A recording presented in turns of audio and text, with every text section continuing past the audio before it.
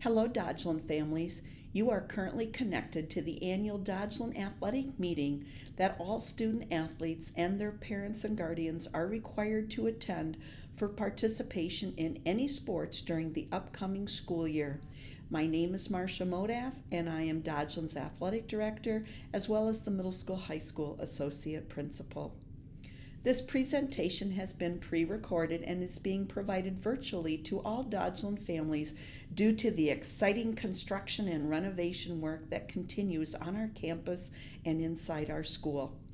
This presentation will provide student athletes and their parents with the information related to participation in sports as a Dodgeland student during the 2022-2023 school year. I will be sharing information about concussions paired with a short video. Concussion education is required by a 2012 state of Wisconsin law requiring yearly concussion education for every athlete and their parents. This meeting video will also review Dodgeland's athletic code and the board-approved expectation for all student athletes. I encourage you to write down any questions that arise during this video and email them to me. I will then share questions and answers with everyone through a link on our Dodgeland Athletic webpage titled Frequently Asked Questions. The Dodgeland School District utilizes PowerSchool as our student information system. PowerSchool is used to enroll students, maintain all student and parent information, store attendance and academic grades, and is linked to Bright Arrow, which is a technology program that delivers important information to all district families. It's imperative that parents review their student and parent information on PowerSchool multiple times throughout the school year to ensure that all data is correct and up to date. Use your parent login information to access your child's information. If you cannot remember your login information, please call the school and Mrs. Benz at extension 1000 will gladly assist you. If you did not receive multiple messages from me throughout July about athletic updates and also a reminder of this athletic meeting, then your contact information in PowerSchool is incorrect. E-registration information was also released by the district last week, and be careful as you review all the PowerSchool information as it will help to ensure accurate and timely receipt of electronic school updates. Our school website continues to be updated so as to provide everyone access to a wide array of information, including all of our athletic schedules. All the documents and forms that I will talk about tonight will have links on the website for quick access. How you access the athletic website is go to our district website, and over on the far right is the menu. You want to click on that, and then you will get a screen that comes up showing for activities. Select activities and then select athletics. It will take you to the main homepage where our basic Dodgeland athletic information is stored. This is a screenshot from our page before we updated with our 22-23 information. But by scrolling on this page, you will get to all of the updates and pertinent information that applies to all programs. Over on the far left are tabs for each of the seasons. And when you click on that, it will open you up to information and contact information to reach all of the coaches. There also is listed where the athletic forms are located along with our handbook. It's got athletic training. We will be updating our athletic photography information there as well. When you want to access the school calendar, all of our events are listed there as well. If you want to see a specific sport, then click on the month and your sport category and click on the view events, and the filter will sort your desired information. And again, to get to the calendar, you go back to our home website and it will list calendar across the top to select. When you hover over any specific event, there's going to be additional information about the event, and also maps to the away events are embedded in this software, so please take advantage of these helpful features. Schedules are continually updated, so please check the schedules on the website frequently for any changes. At this time, there are no planned changes to the WIAA or conference schedules for the upcoming school year. However, we know the ongoing challenges with the pandemic could result in modification schedules or safety protocols, so continue to check our website frequently for these updates of school and athletic information. We also use Bright Arrow messaging to our district families for any types of cancellations, whether that be weather related or any other reasons. So again, you always want to be opening those up and check those messages from school. If they don't pertain to you, then just go ahead and delete. A reminder about the Bright Arrow, you also will likely be needing to text in a message of opt-in to Bright Arrow, so that way you are receiving our information. All of our cancellations and weather impacted events, it's also posted on our website, and that would appear right on the front page of our website when you open it up. Dodgeland is a member of the Wisconsin Interscholastic Athletic Association, also known as the WIAA, which governs school-based athletics in Wisconsin.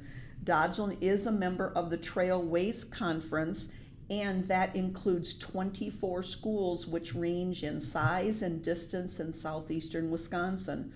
Schools are assigned by divisions, and our divisions for sports for each season vary, but they are defined as east, west, north, and south, and it's based on geographic location. And also realize that many of our schools in our conference also sponsor co-op programs like we do with another school. The majority of our athletic program throughout the whole year is run through the Trailways Conference. Our football conferences were aligned across the entire state, and as of 2020, our high school football program is a member of the Eastern Suburban Conference. Our boys and girls soccer programs are a member of the Flyaway Conference, since the Trailways Conference does not have a soccer-based program. Our middle school athletic programs compete in two different conferences based on the sport. Wrestling and track compete in the Monashaw Conference, while all of our other sports compete in the Trailways Conference. Regardless of the conferences and what our teams are competing in, Dodgeland follows all the WIAA rules and procedures. Each year, the WIAA distributes a bulletin to the schools, which I distribute to the families, and the link is on our website. This 4-page document identifies all eligibility requirements for participation in athletics. Parents must acknowledge they've received access to this document on the 2-page signature document. And again, a link to this is provided on our website. The WIAA rules overlap with our Dodgeland Athletic Handbook and our Code of Conduct. The WIAA expects all parents and community members to follow the chain of communication, which begins first with the district athletic director. So if you make a call to the WIAA, they're going to direct you right back to me. So please email or call me, make that contact to me if you have any questions. Since 2012, a Wisconsin law requires all student athletes and their parent and guardian to receive concussion education prior to the start of any practice. Concussions are a serious injury to the brain, with each person responding differently to these impact-based injuries. This video will provide you a thorough explanation of concussions, identify common warning signs, and the treatment needed to recover from a concussion. A return to play protocol must be followed, which includes medical approval to resume participation in both practices and competitions. This is a concussion. A concussion is a type of brain injury. You can't see it. You may not have a bump, a bruise, or even a scratch on your head. All that has to happen for you to get a concussion is for your brain to move around inside your skull. You don't even have to get hit on the head. A jolt or hard slam to your body can make your brain bounce back and forth against the inside of your skull. Getting a concussion doesn't always mean you get knocked out. Less than 1 in 10 people who get a concussion ever lose consciousness. And you can get a concussion in any sport or physical activity, even skateboarding, biking, or snowboarding. The number of sports and recreation concussions every year could be as high as 3.8 million. That's more than the total number of hairs on every monkey ever shot into space in the last 50 years. So what do you do if you feel like you've got a concussion? You could have symptoms like confusion, headache, dizziness, nausea, fatigue, or a general foggy feeling, like your brain has a bad Wi-Fi connection. It's important to report it to your coach, your athletic trainer, your parents, or even a teammate right away. Otherwise, you may end up like Mike. Mike played football. Mike was the team's star player. But after he got a concussion, he continued to play as if he was okay. Bad idea. Since then, things got kind of funny. He thought he was fine, but Mike started having headaches and had a hard time doing the things he used to do, like playing video games. Mike should have told his coach, athletic trainer, or parent and got himself out of the game right away. If you think you may have had a concussion, it's important to see a doctor or a medical professional with experience in sports concussion and not return to activities until they say it's okay. Your brain needs to rest in order to heal. If you don't rest, you could wind up like Jessica. Jessica was an all-star softball player, straight A's, busy social life. In her last game, Jessica slid head first into home plate, and her coach took her out of the game because she thought she got a concussion. But she didn't make the right decisions after the game. She didn't get checked out by a healthcare professional, tell her parents about her symptoms, or take the time to rest her mind and her body. Pretty soon, things got weird for her too. Her social life suffered and she started to forget things, like her date with her boyfriend. So if you don't recognize a concussion, report the symptoms, and take the time to rest, you could miss out on a lot in school, in sports, and in your social life. Concussions can make you moody, too. You might get angry, cry, or act just plain weird for no reason. And you may not even enjoy doing the things you used to like doing. Take the time to rest up completely after a concussion. That may mean no driving, TV, internet, texting, or video games. It's not fun, but it will get you better faster. So, if you think you might have a concussion, remember to 1. Recognize. Know the symptoms and signs of concussion for yourself and your teammates. 2. Report. Tell your coach, athletic trainer, or parents about your symptoms. Get out of the game. Staying in could make it worse for you and your team. And 3. Rest. That means taking time off from sports, your usual activities, and maybe even schoolwork until your doctor or other medical professional says it's okay. But don't worry. Your teammates will step up while you're out, and your teachers can help you. Check out the website for more info on how to get over a concussion and get back in the game.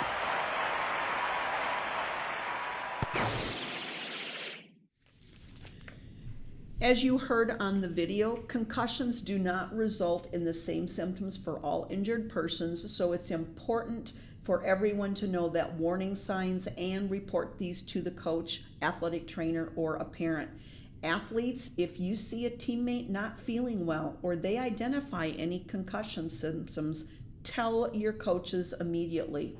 Concussions can only be confirmed with a doctor's assessment. An athletic trainer can conduct an initial assessment for a concussion, and when data indicates that a concussion has probably occurred, they will refer the athlete to see their doctor. Untreated concussions can result in serious continued impairment and permanent damage. The 3 R's, recognize, report, and rest, are critical steps for recovery. Again, reminder to athletes, this is not a secret to keep to yourself or about a teammate. There is a 5-day protocol of progressive physical activity, which will be conducted by our athletic trainer after all symptoms have ended. And this protocol is progressive by 5 days of activity. For example, day 1 is light activity for approximately 15 minutes.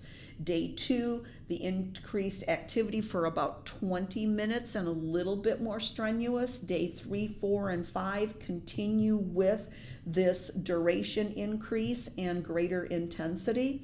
And when an athlete has successfully completed the 5-day return to activity protocol, then the doctor reassessment is required to be completely cleared for return to full participation, which includes practices and participation. We do modify academics and even the school day as needed. Many times with concussions, we need to be limiting screen time, and that includes iPads, cell phones, video games, and TV. Rest from these activities is critical. We remove them from physical education class participation. Noise sensitivity for many becomes an issue with concussions, so we might need to modify their schedule for a short period of time, like refraining from going to music or tech ed classes. Light sensitivity is a common challenge, so some students may need to be wearing sunglasses in school to help with the ultraviolet light glare. We also modify assignments, delay assessments, and tests accordingly, and we also provide additional time for students to complete assignments and assessments once they're cleared to be resuming and doing those academic activities. Impact assessment. The impact test is a high school computer-based assessment that measures cognitive responses. This test provides a baseline to compare to if a concussion occurs, and it takes approximately 45 minutes to complete. The test is valid for 2 years unless a concussion occurred during the past year. So all freshman students, likely returning junior students, and any students new to Dodgeland or to athletic activities must complete this assessment prior to the start of your practices. We have scheduled high school athlete impact testing dates with our licensed athletic trainer, Wendy Shebb. There is a link on our website to do this. We can have up to 20 students quietly testing on the computer at one time. You would enter the door at the middle school, high school entrance, and there will be signs to direct you to the room. Those dates for football are July 26th and July 28th. At 3:30 and 4:45, so please sign up. We do have dates in August. I believe it's the 4th and the 9th because the high school volleyball players and high school soccer players would also need to complete this impact assessment. We'll turn now to the information about our Dodgeland Athletic Handbook. The Dodgeland Athletic Handbook is a board-approved document that identifies requirements and expectations for participation in athletics. This handbook was created by a group consisting of administrators, coaches, teachers, athletes, parents, along with community members. Parents and athletes are expected to read and know the contents of this handbook, since this meeting will not address every element. Participation in athletics creates the possibility for injury, and on pages 3 and 4 it addresses this risk, and parents must acknowledge this by giving their student permission to participate in every sport. Page 1 of the signature document contains this acknowledgement of risk.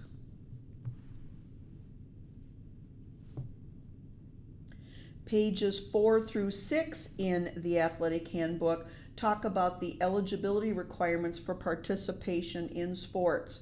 The first requirement is all required documents must contain the required information and signatures and be submitted prior to the participation in any practices.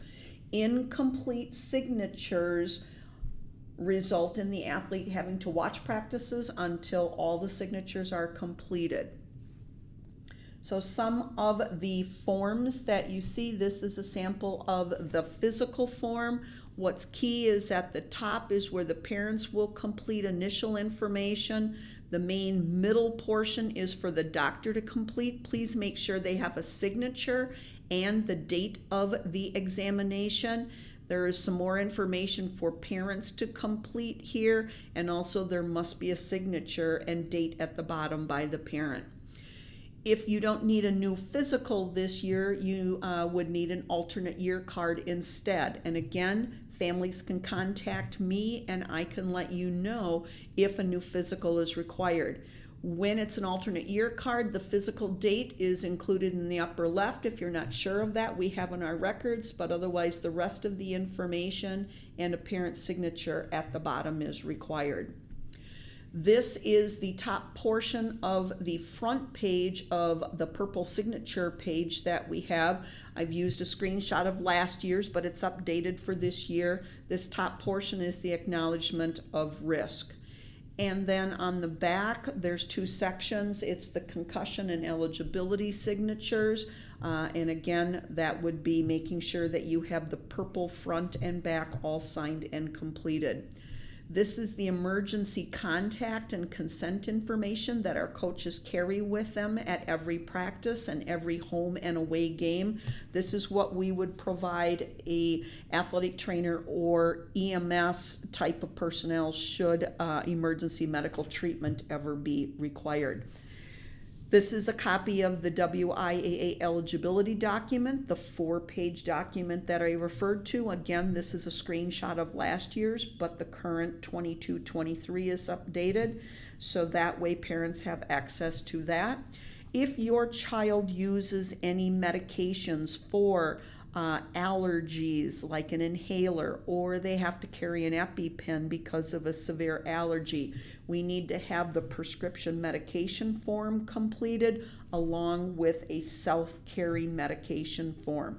That way everything is available to the student athlete, our coaches are informed, and then also our student nurses informed of these self-carry medications.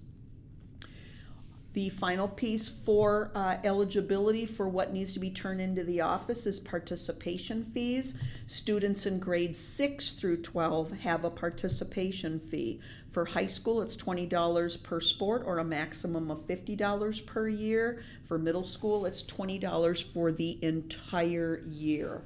And checks, if they're written, please put the athlete's name and write academic fee in there. The other components for being eligible is that there cannot be any code violations that have not been served from the previous year, and also academic grades. There are no new changes this year, but the academic requirement is that students must be passing all of their classes when grade checks are completed, and grade checks are done throughout the whole year. And to determine eligibility, the semester grades in the previous semester are used for determining eligibility. An incomplete grade is an ineligible status for an athlete. Regarding more information on the eligibility for grades, if a failing grade exists for an athlete, they're going to be able to be practicing, but they wouldn't be able to have competitions. We do grade checks at 8 different times throughout the school year. There are 4 that are done per semester, which ends up being approximately a grade check each month. If a failing grade exists when grades are checked, again, practice is allowed, but competition is no longer allowed for that athlete until we have the passing grades. If an incomplete grade is posted, then the athlete again can practice, but they're ineligible to compete. The grade checks that are done October, December, February, and April, those used to be what we called like our quarter grade term mid checks. Any failing grade at that time results in a 5-day competition suspension. They're allowed to practice, and after 5 days, if their grades are passing, then they would allowed to resume. If there's any failing grades that continue, then that 5-day suspension then starts all over. The grade checks that are done November, January, March, and June, those are at the end of the more formal grading period, and any failing grade at that time results in a 15-day period of ineligibility to compete. Still allowed to practice, but again, not able to compete. Eligibility can be regained on the 16th day of school after that grade check. And again, if they do not have a passing grade, then again, they need to continue with ineligibility to compete. When any period of ineligibility, whether it's 5 or 15 days occur, we are trying to re-implement the weekly grading document, which will be created by the student athlete and their teachers to identify their current grades. This is used to help promote communication between the student and their teachers so they know exactly where they stand. The passing grades allow the student to resume competition. Any failing grades will result in continued ineligibility. A new piece that we are adding this year is monitoring the employability skills grades that are provided for high school students and the work habit grades for middle school.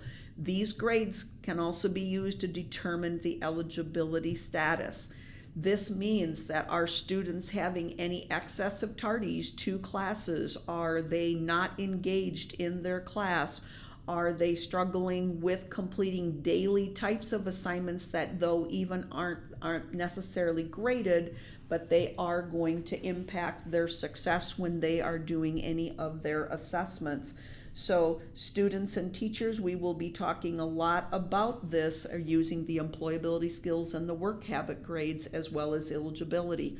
Behavior continues to be a component for eligibility. The code of conduct violations will impact your competition eligibility, as does class attendance. Students are expected to be in their classes, present and engaged. If a student is skipping a class or they're being removed for behavior reasons, it will impact their participation in athletics, and that can be practices as well as games.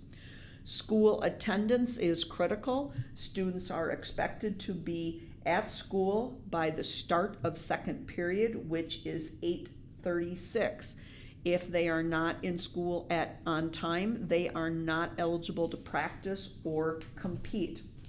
If a family has a professional appointment, though, such as a medical, dental, or counseling that would impact the athlete's school attendance, please send me an advance email. Contact me ahead of time, because then I can be doing advanced excuses and then also be bringing documentation to school to verify that they had such a professional appointment.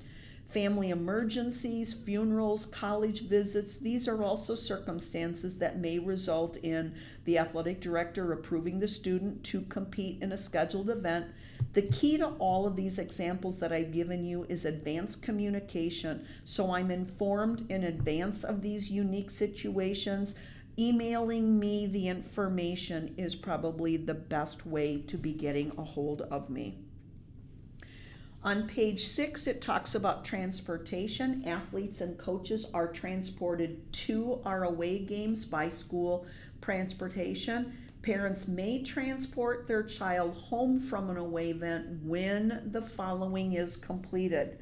The parents must complete and sign a travel release form at the away event. A parent and coach need to have a face-to-face release of the student athlete. If you want your child to ride home with the parent of another fellow athlete or a relative, I need to have advanced written approval for this alternative transportation. And if coaches don't have this advanced notice of approval from me, they will not release your student athlete. Unique circumstances needing parents' transportation of the athlete to an event, you must contact me. All of those must have advanced prior approval from me. And again, communication will be key, so keep me informed. The travel release waiver is also available to print off from our district website. It has been created into a fillable form, so you can submit that and email that to me, and then I will confirm that I've received it, and then I would be forwarding that to our coaches as well.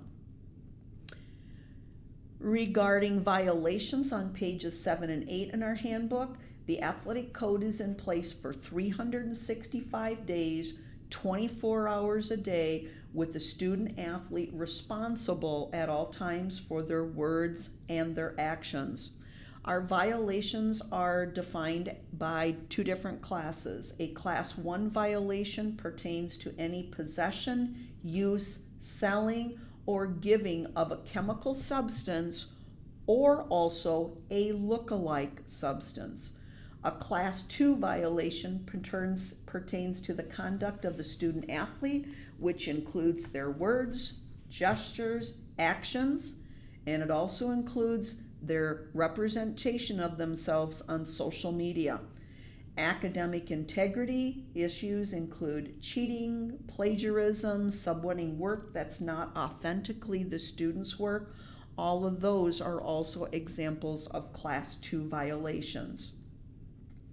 The due process for violations after a ruling of ineligibility resulting in a suspension from activity has been made, a participant or his or her parents may formally appeal the decision in writing to the principal and athletic director, provided the request for an appeal is received within 7 days from the first day of such ineligibility takes place. So there are timelines to follow. If you have questions about this, please contact me, let me know. But I speak personally to the students and I contact the parents when violations take place, as well as notifying the coaches. Pages 8 and 9 pages 9 and 10 talk about self-referral. Any participant who believes he or she has a chemical dependency and a problem that would benefit from getting some support and assistance, they can come and see myself, administration, through a self-referral process. Page 10 discusses the enforcement of rules. It explains the procedures when a code violation has occurred. Pages 11 and 12 talk about the penalties for the code violations. These penalties, again, were derived by the committee that created this handbook, so they are not within my realms then to create or substitute other types of violations or penalties for the violations in there. The penalties for the code violations are outlined, and they have progressed for severity for second and third or additional types of violations. The Class 2 violation penalties that are also identified, they have 2 categories. They are in season and out of season. So please make sure that you look those over. A coach or an athletic program also has their own types of expectations, and each program has their own specific handbook and established criteria for attendance and behavior.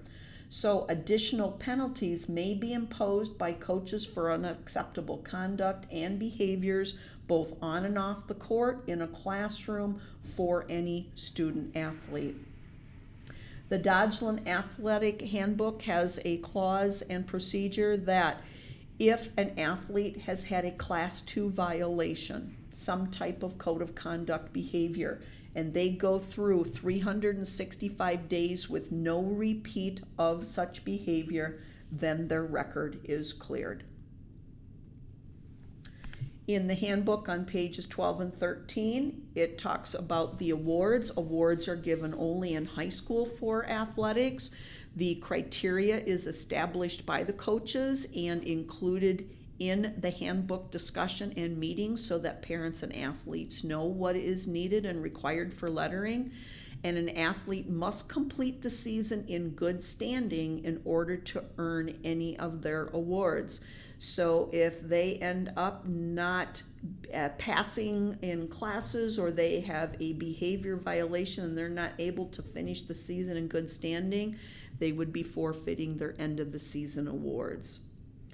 On pages 13 through 15 in the handbook, it talks about the expectation for everyone. And this is where I just really want to emphasize, yes, we've had a lot of expectations outlined here for the students and the athletes. Communication is going to be vital, but it's expectations for everyone so that we have a clear understanding of what's expected and what procedures are for parents if they have questions. We do have the daily late bus continuing. It will depart at 5:10 once school starts. And remember, riding this bus is a privilege, so behaviors need to be reflective of appropriate, respectful behavior. In the winter seasons and spring seasons, we run early and late practices. So again, I provide schedules well in advance. And the last piece, as far as timing of conversations when you want to talk to a coach. Our coaches have many responsibilities that continue after a game, a match, a competition concludes. It is not the time where if a parent wants to sit down and be discussing a factor with a coach, that is not going to be the time. In fact, it should be 24 hours after a game or a competition has taken place. Send a communication to the coach that you would like to talk with them, and they will schedule that time with you. Some additional information: letter jacket order dates have been set for September 21st and February 1st. This is done for high school students during the lunch hour. The company representative is here and will help with the sizing, and a $100 payment needs to be submitted to place the order.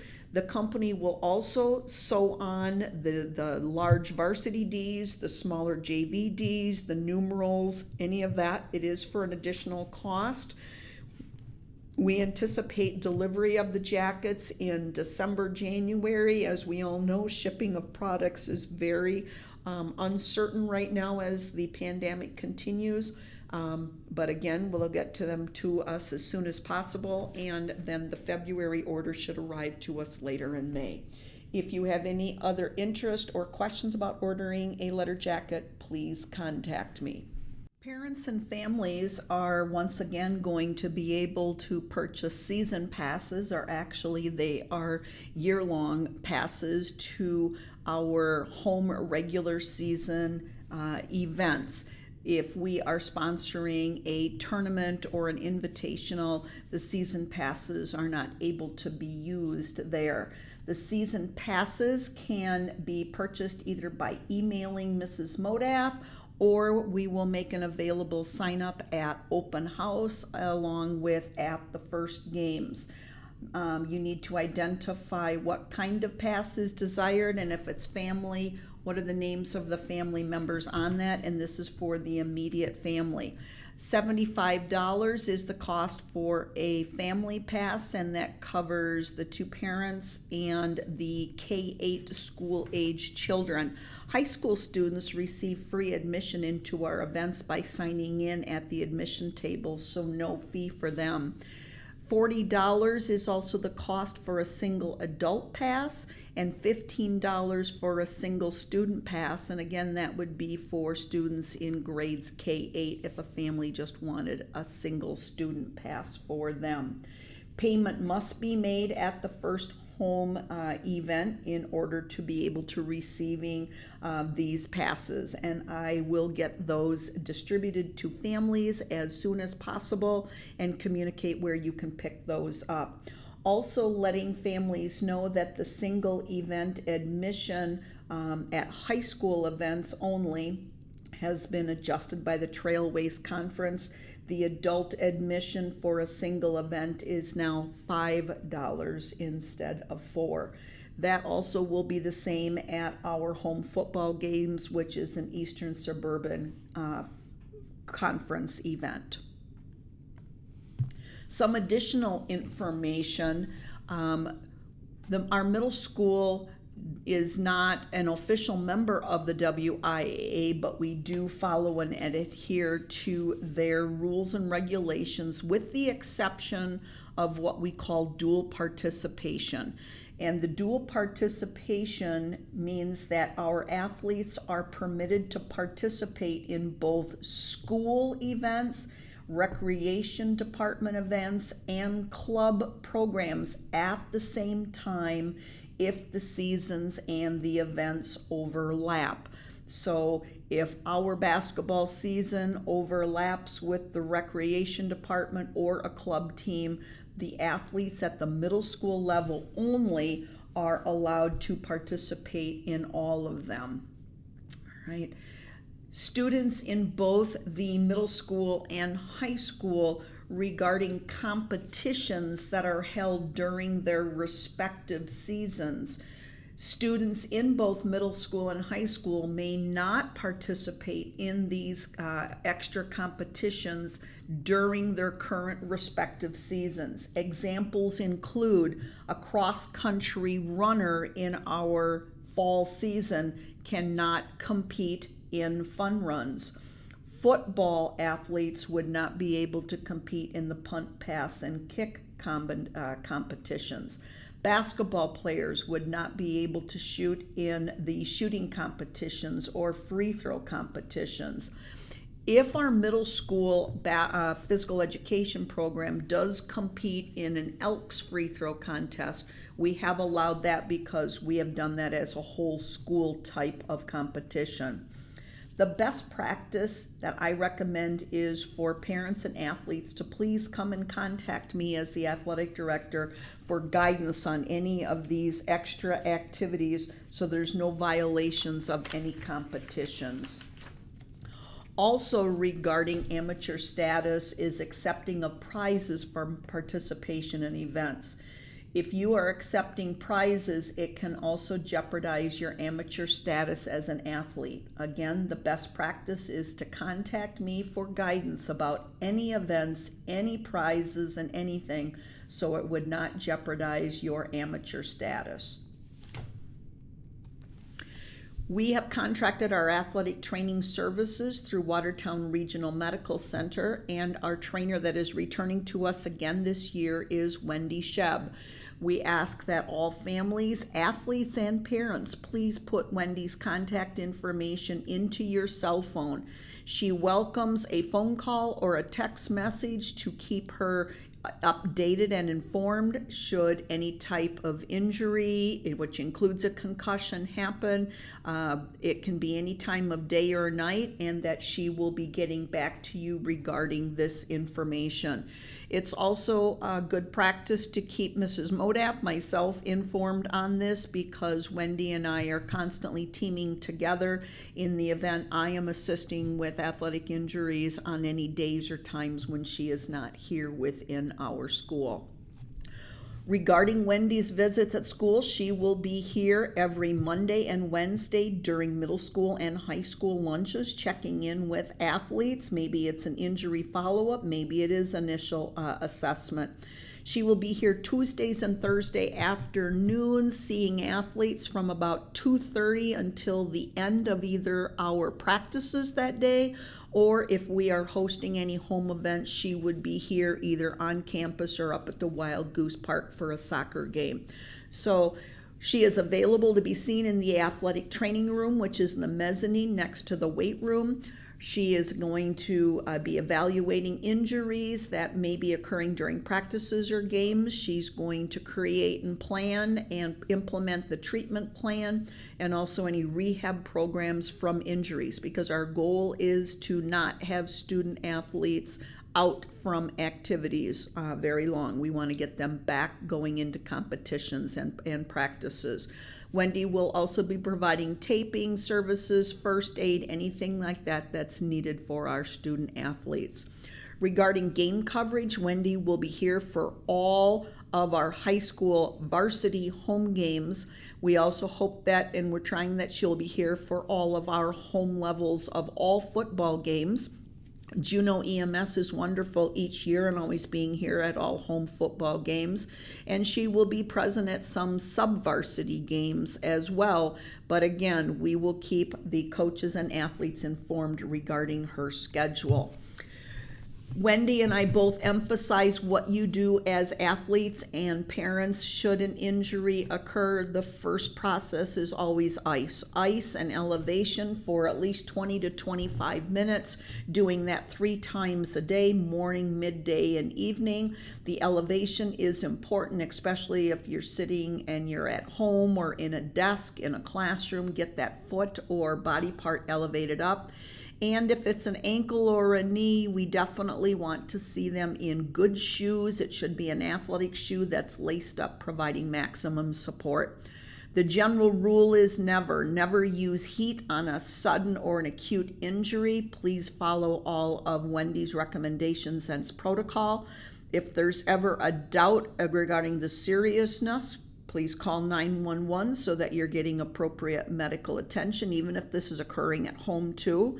Again, communicate with Wendy as an athletic trainer via the text or email.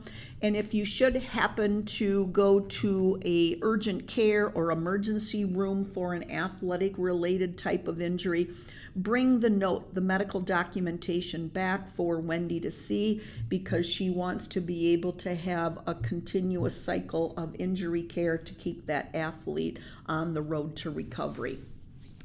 Regarding concussions, again, if you suspect a student athlete has sustained a concussion, please notify the trainer and myself as soon as possible so we can get the evaluation done, referral to your doctor if necessary, with follow-up instructions and following the protocol for return to play. Our goal is to minimize the number of visits to your healthcare provider and allow Wendy to assist with that recovery and assessment to the extent that she is allowed. We have set up team meetings for the majority of the fall sports. These team meetings are with the coach, the athletes, and the parents to review program information, discuss team expectations, and share the season schedule. The Trojan Junior football meetings with the coaches will be done once the 7th and 8th graders have gotten all of their equipment on Thursday, July 28th, and then 5th and 6th grade will have their meeting prior to. I will send out another reminder to the families regarding those dates and times. High school football will have their meeting Thursday, July 28th at 6 p.m., and that will be in the media center. The high school and middle school cross country will have their meeting on Monday, August 15th at 6 p.m., also in our media center library. And volleyball will have theirs on Monday, August 15th. That will be at 7:15, also in our media and library center. We will get you the dates and times for the high school boys soccer and the middle school volleyball once those are set up. And again, I'll send reminders and postings out to all of the families so that you have those dates and times.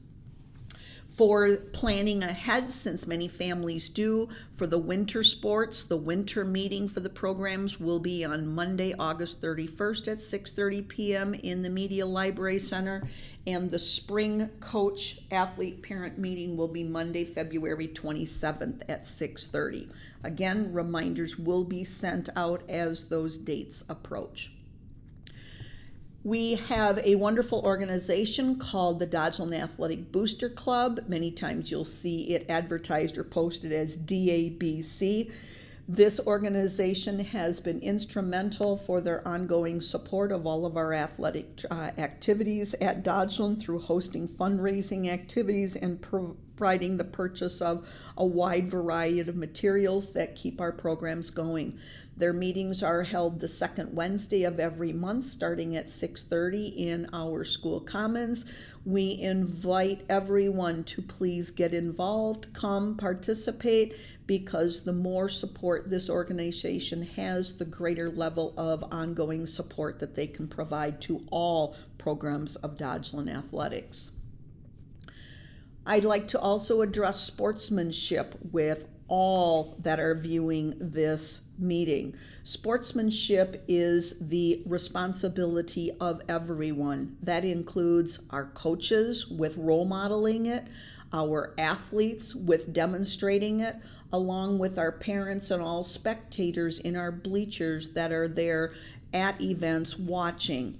I ask you to think and reflect, what is it that you are bringing to the game or a meet as an athletic competitor, as a parent, as a coach, as a spectator? Are you representing yourself, our teams, our school, our communities with high levels of dignity and respect? Because there's going to be mistakes that are going to happen at an event. It is a learning process for everyone. We need to see everyone, and again, I emphasize everyone, coaches, athletes, parents, all spectators, they're cheering on our teams, recognizing the efforts of everyone, which includes our officials, and that it's done with dignity and respect at all times. We have grown in our sportsmanship at Dodgeland, but we've also had events or moments where our sportsmanship has taken a turn not for the better. So I look forward to seeing all of our participants, all of our coaches, and every spectator at our events there with Dodgeland pride, cheering in a positive manner and supporting all of the competitors along with the officials.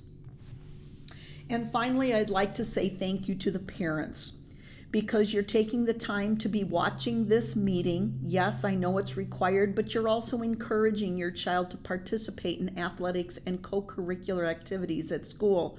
We understand that this is needing to provide extra transportation to and from practices, to all of our games and our related activities. You're preparing a lot of late meals or getting meals and snacks and things here to school or at games. You're attending your child's events and hopefully positively supporting the entire Dodgeland athletic program. We really appreciate all that you do. And we also, again, thank you in advance for demonstrating respectful behaviors towards all of our players, our opponents, coaches, and officials as we enter upon the fall season that will be starting very soon. That does conclude the information that I have to share in this meeting. A reminder that we do need all families to be turning in all materials to our middle school, high school office this week. Our daily office hours are 7:30 in the morning to 4 in the afternoon, but we are extending Wednesday and Thursday's hours to 6 p.m. so that parents and families can get here and get the documents turned in. When we can get everything checked off and the list to the coaches ahead of time and getting athletes and parents know that they're cleared and all ready to go for their first day of practices, that takes a lot of pressure and stress off of everyone. So please, if you can avoid not turning things in on the first day of practice, instead, let's get things turned in early. That includes physicals and alternate year cards with all the signatures and information. The new form, the athletic permit and liability waiver form that needs signatures. The purple signature sheet, 2 sides, that has signature requirements for both student athletes and their parent guardians. The white emergency contact sheet, and also payment of participation fees with checks written to Dodgeland. Payment of fees can also be done online on RevTrack when you're paying school fees. Our office personnel will be monitoring RevTrack to make sure that we are seeing those payments as well.